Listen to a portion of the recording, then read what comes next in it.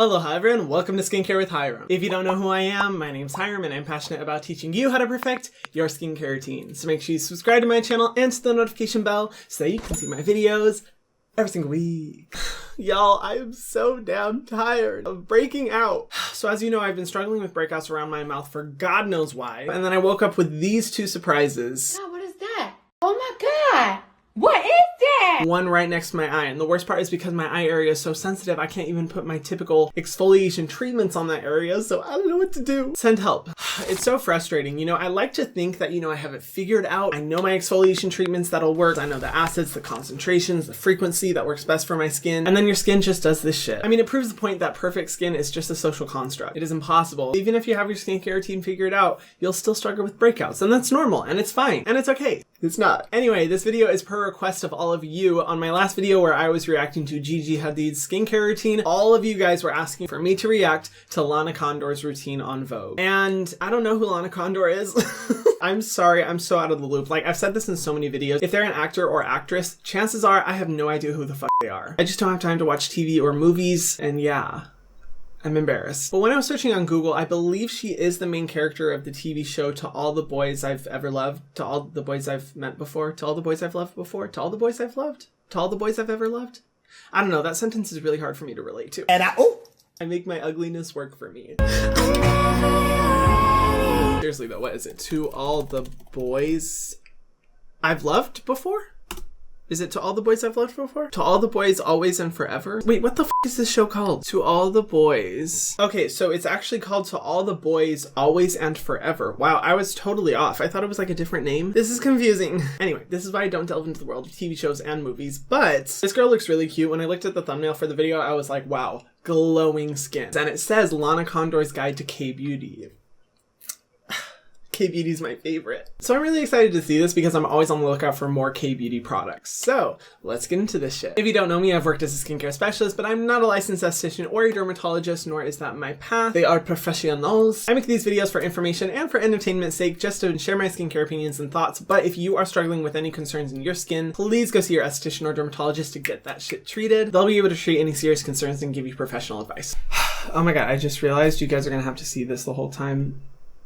I apologize. That's embarrassing. Hey guys, I'm Lana Condor. I'm so excited to be here. She's so cute. We are going to do wow, the wavy hair. I love that. It's like the old Hollywood look. And my favorite kind of peachy makeup look.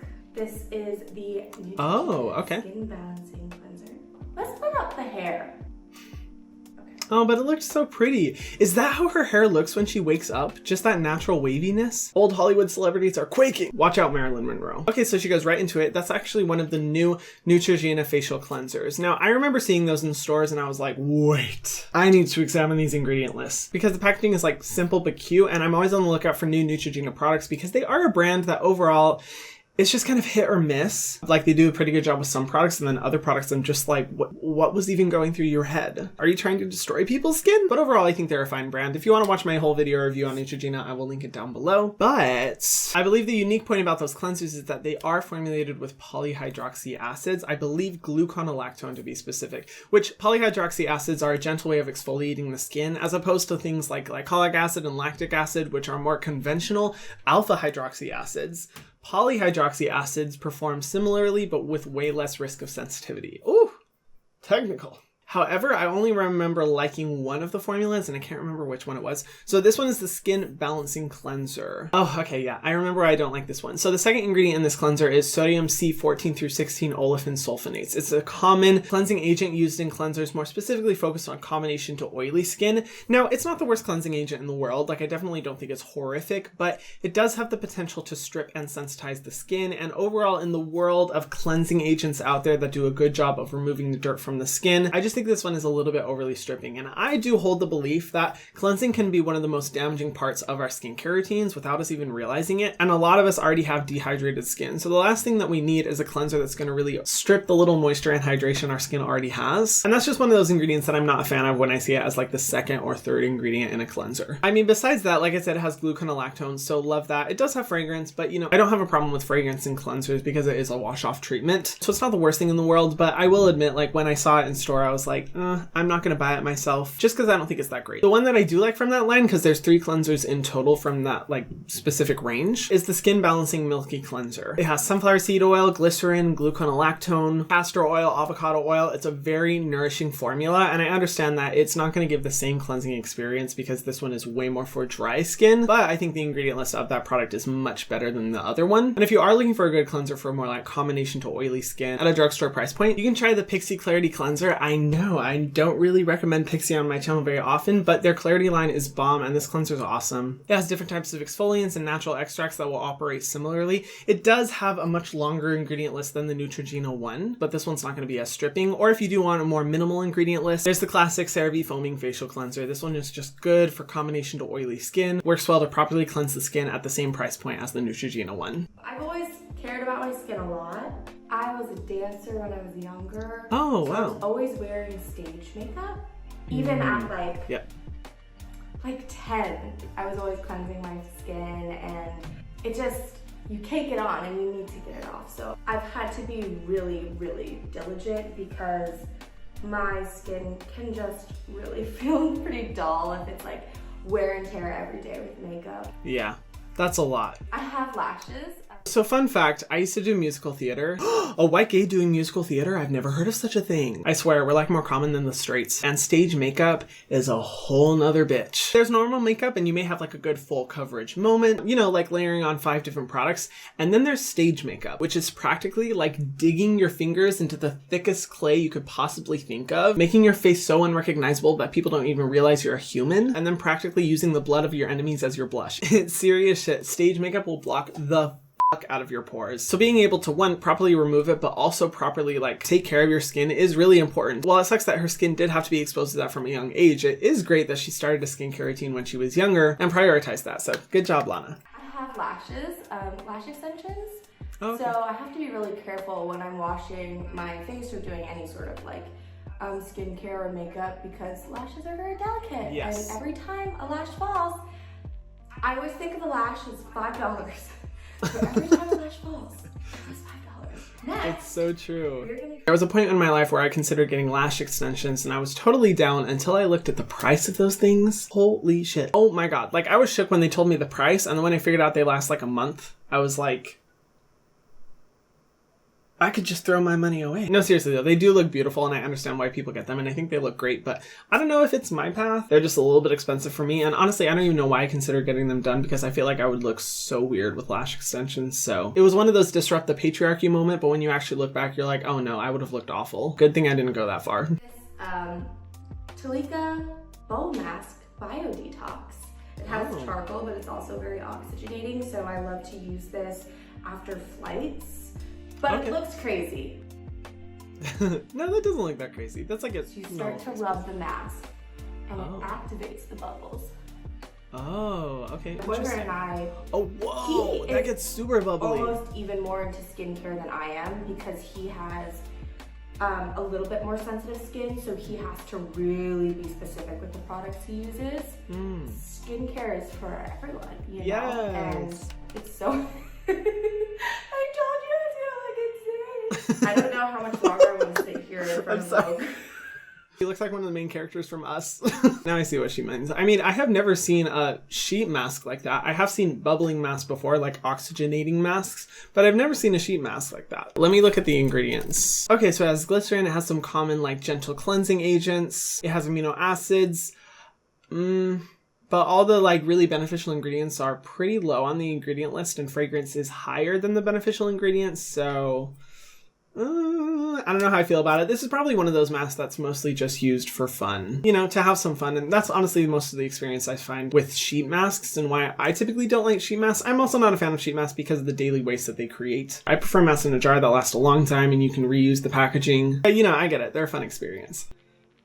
Oh, okay. So she goes in with a cleansing water. I'm a little bit concerned that she's overly stripping her skin because first off, she uses that cleanser that does have a stripping agent, and then she goes in with the face mask, which is formulated with a pretty good amount of gentle but still cleansing agents, and then afterwards she uses a cleansing water on top of that. So that's 3 different forms of cleansing. That is veering on the edge of over cleansing and over stripping your skin. And I get it, she doesn't do that mask every day, so this is not a daily ritual, so I'm not super concerned, but it is good to be aware of the cleansing agents in products and how many products include those, because you really don't want to overly cleanse your skin. That can contribute to so many problems that you just want to avoid. This is the Invisible Daily Defense Face Serum from Neutrogena, but it also has 60 plus SPF.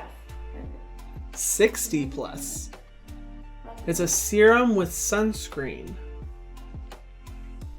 And if you can find a sunscreen that you like, just commit to something that's easy. Your skin will be better, your future will be better.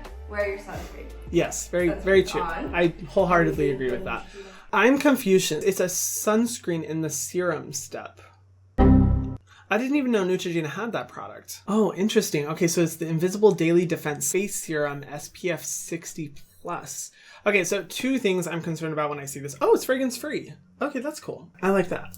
Whenever I see an SPF rating above 50, I immediately get a little bit skeptical, because typically when companies do label their products as SPF 60, SPF 70, SPF 80, I've even seen SPF 100. It's all essentially marketing. Not that it's not going to be effective, but just the overall marketing ethics of the brand, because it's really easy to just justify higher and higher numbers. And what that communicates to consumers is that, oh, because it's an SPF 100 instead of an SPF 50, I only have to use half as much, which is not true. That is a dangerous misconception, but one that I actively see because of higher ratings. So I'm already a little bit like, Looking at the ingredients, it does include sunscreen filters that I'm not a fan of, chemical UV filters like albendazole, homosolate, octisalate, and octocrylene.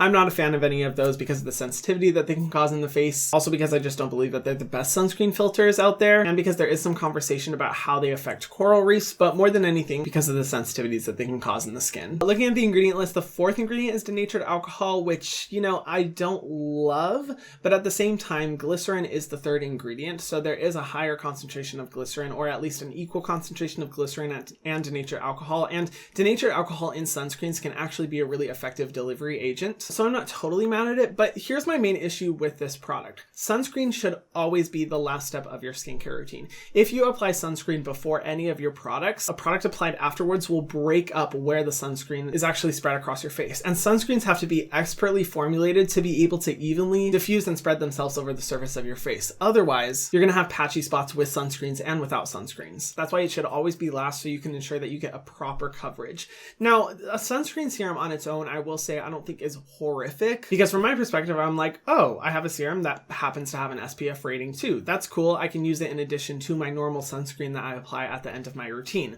So to me, from that sense, I don't find it the most problematic thing. And I know that other brands like Supergoop have been the recipient of a lot of controversy. They came out with a sunscreen serum and were trashed pretty hard online for it. So I don't think there's an issue in that regard. My worry, and what I suspect is happening, is that people are saying, oh, instead of having to apply a normal sunscreen, I can just use this serum and that will be enough to protect my skin. It's SPF 60 and I get it in a hydrating serum that's way more enjoyable to use. I'll just use it as that step instead. And that is dangerous, because you're compromising the effectiveness of a sunscreen. And if you go in with products afterwards, as I suspect she will do, you're likely not going to be getting that sun protection. So I personally don't believe that there's an issue with the product itself, but there is an issue with the way that consumers are going to interact with it and how they're going to use it. And that's why I'm personally not a fan of the whole sunscreen serum strategy. If you are going to come out with a sunscreen serum, you have to be overwhelmingly obvious and communicate to your customers that you have to follow up with another sunscreen at the end of your routine. Otherwise, it's not going to be effective. It may not seem as glamorous, but honestly, guys, just go in with your normal sunscreen at the end of your routine. That's the best thing you can do. And I'm crossing my fingers that she does the same. I'm using the Neutrogena Water Gel.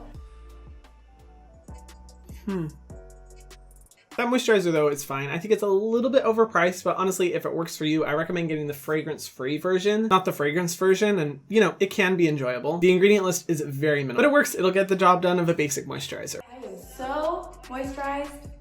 She is. She's so glowy. I know some people roll their face as their first step. I'm gonna roll it just ever so slightly. This is an ice roller.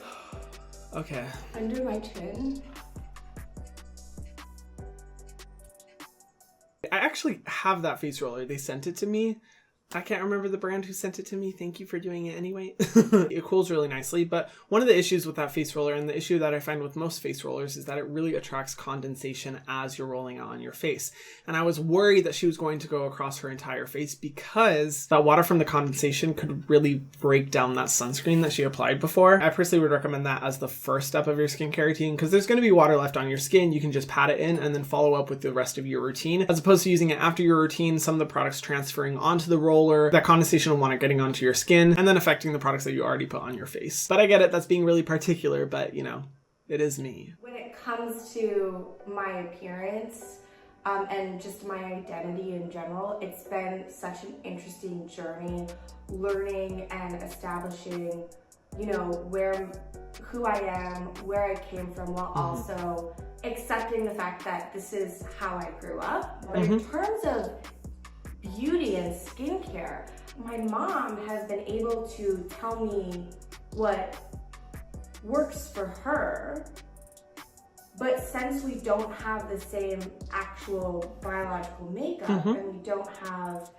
you know, our skin is different. Yeah. I've had to actively kind of go out by myself and figure out what works for me. That was so cute. You can tell that she's really wanting to be like respectful when she was talking about that, but she's absolutely right. Depending on what region from the world you are from, or what your ancestry is, your skin will respond differently to certain types of ingredients, have a different relationship with the sun, be more prone to certain issues or less prone to other issues. Your genetics and your DNA do play a huge role in taking care of your skin. And that's why it is so important that you do venture off on your own and find what works for your skin specifically. She talks about how her mom would make recommendations, and I've heard that so many times where people are like, well, my mom used this, so I'm gonna use it. And while I understand that, it is important to figure out what works for your skin specifically and learn that journey on your own. Just because it works for someone else, even if they are in your heritage, it's not necessarily gonna work for you. And she has a unique experience of not being connected genetically to her parents, so she does have to figure out what works for her skin and be aware of certain advantages or issues that she would have from being from a different region. Yes, we all are human, and yes, we all do have skin, but I think it's also important to recognize the differentiations regionally when it comes to skin concerns. Also, I love that she talks so openly about being adopted and what that experience is like, because I think it's such a unique experience, and I'm always so fascinated by the stories of people who are adopted and their growth to self-identity. And when they choose to share that story, I always love listening, because it's just, you know, a look into someone else's life. So let's get into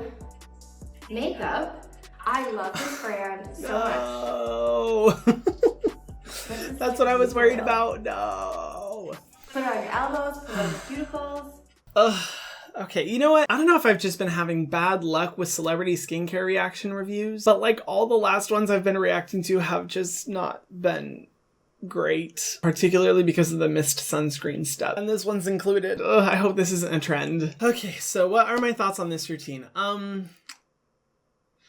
I'll be honest, I don't think it was that great. I'm sorry, Lana, this isn't a personal attack against you. I mean, overall, the routine was relatively simple. She got cleansing and she got moisturizing, 2 of the 4 steps that you absolutely have to have in a skincare routine. But one thing I did notice that she missed out a little bit on is the treatment step. Now, she did go in with the hydrating serum that is, you know, SPF 60, but I think it would have been nice to see like what her other treatment steps were, like an exfoliant or a retinol. And I get it, this is the daytime routine. She definitely doesn't have to go in with those products. I mean, I usually use my exfoliants and my other types of treatments at night and keep the daytime routine relatively simple. But I think my main worry, and this is the big issue of the video, is that sunscreen serum step. I already explained my thoughts, but what could have been like the good treatment step is kind of riddled useless because of that interaction with the other products that affects the sunscreen factor. And yeah, I just worry for her skin because I just don't think she's getting an adequate protection. Also, with a hydrating serum, I feel like you can only use so much before it's just a lot on your skin. And when it comes to a sunscreen, all the other products in a routine, you really don't have to use very much of, but when it comes to a sunscreen, like I personally use about a quarter size amount every day to really make sure I'm getting as much protection as possible. And that's why I'm always more skeptical of products like a serum or a moisturizer that are formulated with a sun protection factor, is because you're likely not going to be using enough of the product to see adequate protection. Like a moisturizer, I only use, you know, a tiny little bit, but a sunscreen, I go all out. If I had a moisturizer that was like an SPF 30, I'm not going to be using a quarter size amount of moisturizer. That's going to be way too much for my skin, feel really heavy and not be pleasant.